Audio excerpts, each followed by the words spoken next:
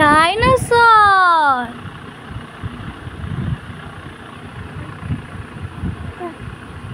না বন্ধু দিয়ে গুলি মারো, টিস টিস টিস। এই দেখো এই দেখো এই দেখো।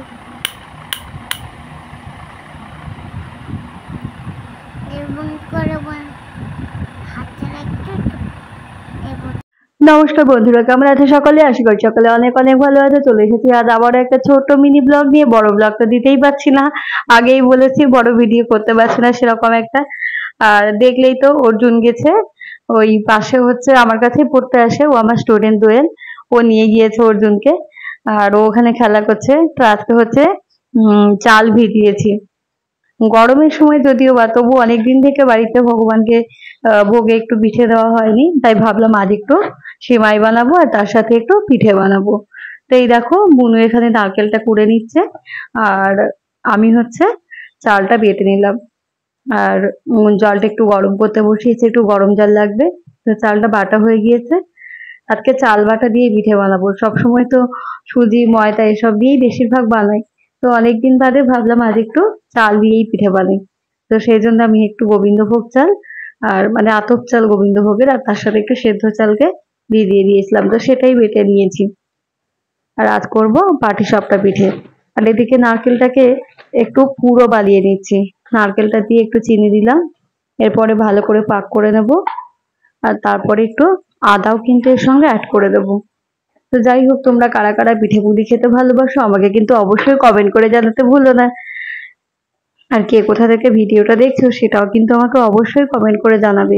আর ভিডিওটা কিন্তু তোমরা প্রথম থেকে শেষ পর্যন্ত দেখার পরে কেমন লাগলো অবশ্যই কমেন্ট করে জানাবে। যদি ভালো লাগে তাহলে কিন্তু অবশ্যই একটা লাইক কমেন্ট এবং শেয়ার করে দিতে ভুলো না।